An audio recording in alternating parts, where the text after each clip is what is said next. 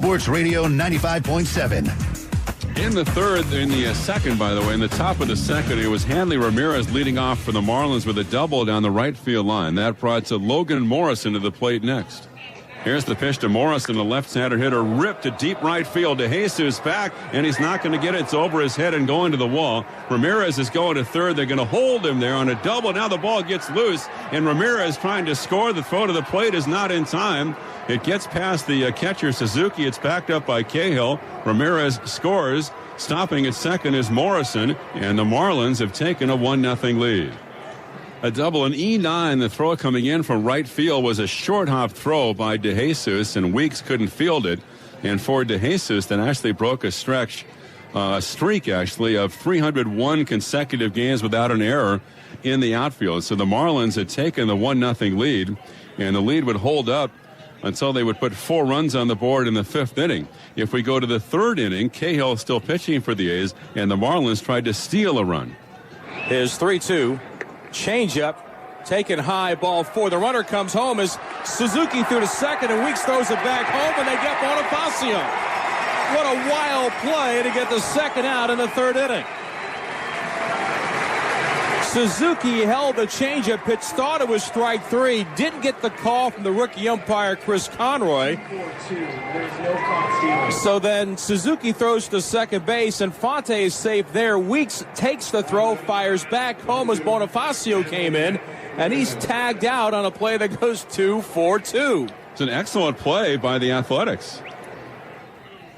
Then in the 5th inning, the Marlins would drive Cahill out of the ballgame. In the 5th, a leadoff single by Bonifacio. He stole a second. He was sacrificed to third by Infante, and now the A's were playing the infield in, and Gabby Sanchez was the hitter.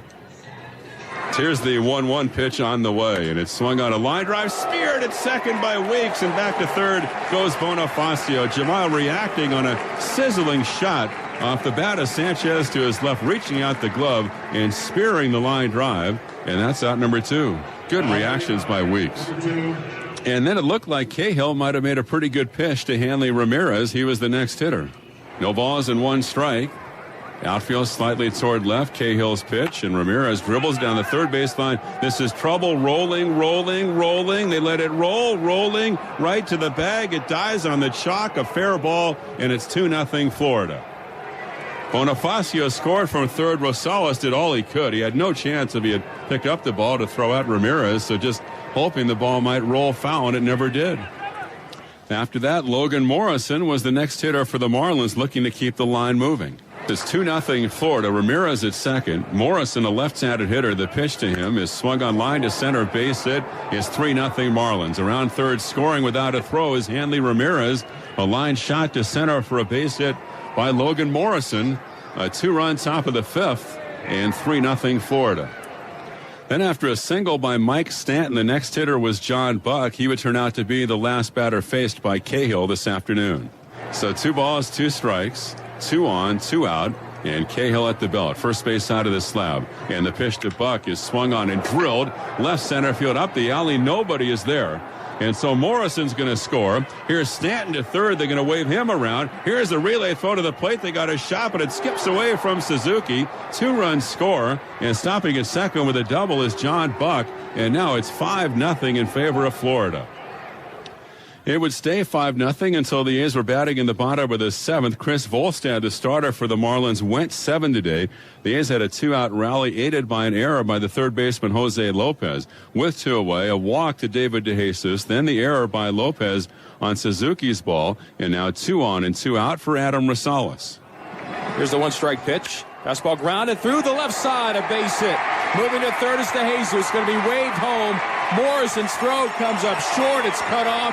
Oakland finally on the board. The scoreless string ends as DeJesus is home on a Rosales RBI single. Oakland now trails 5-1.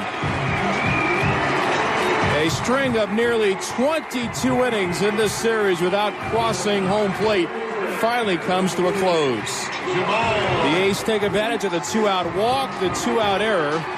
Moves Suzuki to second base, and now Jemiah Weeks stands in, trying to keep the line moving. Jemiah would bounce out, ending the inning, and that would be it for Volstead. When the bottom of the 8th began, it was Edward Mujica pitching for the Marlins, and with 1 out, he was facing Coco Crisp. Now the delivery, and it's swung on and hit to deep right field. Stanton is going back in the corner at the track. He is going to watch it fly. And Coco Crisp hits it out to right field. Into the seats and dead right. It's now 5-2 Florida. His 3rd home run this year. Now the A's really felt like they had a shot in the 9th inning as David DeJesus lined a base hit to right, or actually had an infield single, dribbled an infield single down the third base line with 1 away. So now Suzuki was batting for the A's. The A's down by 3 runs, 1 out, 1 on, bottom of the 9th. Leo Nunez, the closer for the Marlins, on the mound. Here's the 3-1 and a line drive down the left field line, a long run. Morrison in the corner. He's not going to get it because it's gone. A line drive shot down the left field line by Suzuki, and now it's a 5-4 lead for Florida. Just got it out right above the wall, about 20 feet fair in the left field corner. Marlins 5, Athletics 4.